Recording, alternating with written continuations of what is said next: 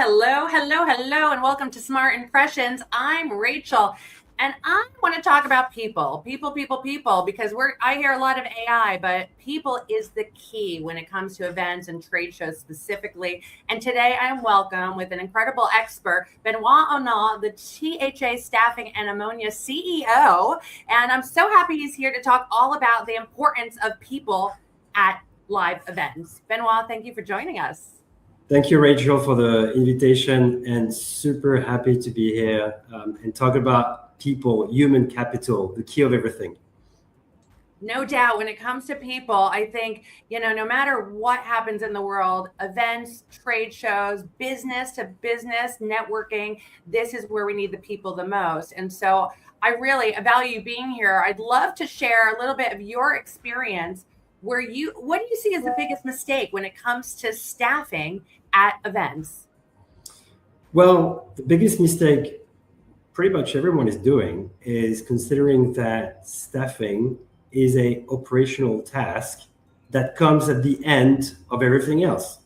So rather than, considering staffing and what kind of people do you need to make an event a success, they will first check their, the venue, the design, the production, sometimes the content, without even thinking about who is going to actually deliver the message. So we're often asked when the event is already planned, scheduled, content is there, and then last question is, but maybe we should have people on the ground and making this event a success. And this is where we come in the picture, where we need to act in the last minute. And then obviously staffing becomes just a cost and an operational task rather than being a very strategic investment. Wow. Well, there's no doubt. I mean, if you're thinking about sponsoring an event, a trade show, and you haven't even thought about how many people are standing on your stand, this is a big problem. There's no doubt. I hate going to a trade show, and I'm sure people are listening have experienced this, and you get to a stand and there's nobody welcoming you or greeting you at that stand. I'm sure you have a lot of clients dealing with that problem. Of course. I mean, what's the most important when you go to an event? We all go to events. We go to exhibitions, and they are sometimes very similar. What makes really the difference is the interactions you get. I mean, why people actually gather? Why during COVID all these hybrid events didn't work? Because at the end of the day, going to an event is about building emotions. It's about building interactions. And who is doing that? People. So if you have people on your stand, just because at the last minute you wanted to have someone at the reception, but that person does not interact with the client, what's the point of spending thousands of dollars, dirhams on your stand with a beautiful design, with probably a good content, a nice video that you have spent a lot of money on, but then this person at the reception is just not connecting. And how do you qualify that lead? You don't. No. I mean, from the conversion, everyone's spending. This is the most expensive marketing channel out there, right? Are you seeing differences in staffing or problems across different markets? I mean, you clearly have a lot of experience in this. You've been around the trade shows, from all your history, So going into these international markets, are they all having the same kind of problem? Well, yes, it's around the world. I would say the only big difference is the culture, because you need to adapt to wherever you exhibit. I mean, obviously, you won't have the same kind of staff in a Chinese trade show versus an Italian trade show or an American trade show or a trade show in Saudi Arabia. So culturally, you need to adapt. The emotional intelligence required, depending on the market, varies a lot. Having language skills help, especially when you go to Saudi Arabia.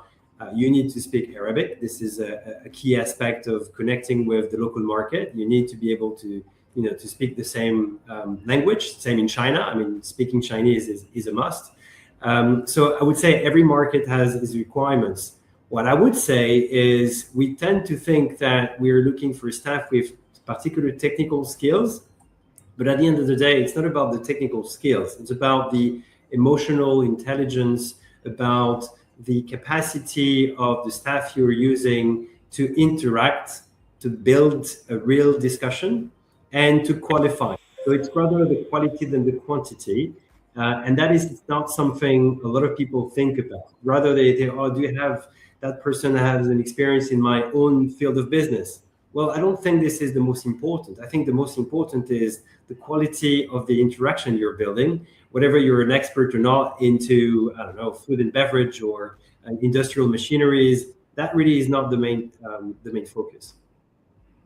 Well, there's no doubt. I think, and I love this conversation because, talking to a lot of businesses, there are all different size businesses. So depending on small, medium, large, they're really looking at different aspects, So when people are looking at staffing, what are some of the concerns that you're getting that they're looking for, interested in? Because if it's not, from my perspective, I'm like, if it's not lead generation and conversion, what are you spending this marketing funds for? But a lot of people may be going in just from a branding perspective, or they have experts that may be introverts that aren't able to engage. So what are you finding that are some of the concerns or top priorities for clients that you're working with?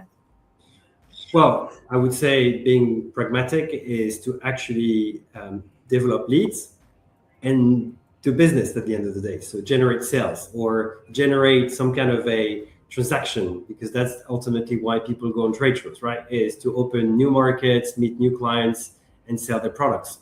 So at the end of the day, if you have a list of 100, 200, 300 people that you've met on the stand, but ultimately these people are not the clients that you want to have because they haven't been properly qualified, or we have just interacted with people that were not the right targets, what's the point? Because you're going to be using your bandwidth with people that ultimately are not going to be your clients. So I think the most important is qualifying your visitors, and to do that, you do need to have the right staff in your stand, in your activation, so that they understand that this is the right person to talk to, rather than just randomly trying to connect with people that are not the one interesting for you.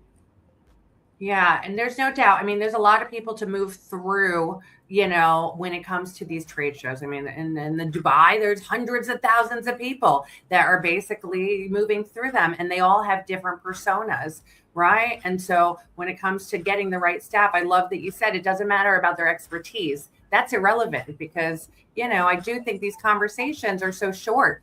And just getting through the amount of topics and traffic that you have to engage with, and so supporting businesses on the ground, especially with the high level of decision makers, is super, super the biggest priority of getting the right staff to be there and supporting your business, right? Yes. Yeah, absolutely. People are investing, as you mentioned, they're investing in these gorgeous stands, great branding, great videos. But what's really separating a promo presence from a team? Because you see in the staffing, there's quite a lot of different types of personas that people can use and support their business. Can you give us a little more explanation of how those kind of differ within your organization? Well, I mean, you're talking about the recruitment, right? Or Yes. it's more, yeah. Well, I think in terms of recruitment is really we are focusing on the soft skills, on rather than just checking if that person has experience in a similar field, is first of all the kind of interaction that person can generate, the capacity of that person to build a discussion, to listen, which is not always the case. Sometimes people tend to just, try to speak and introduce the product or the services rather than listening to the people visiting. And that is a key skill. And also someone that builds, kind of a trust communication.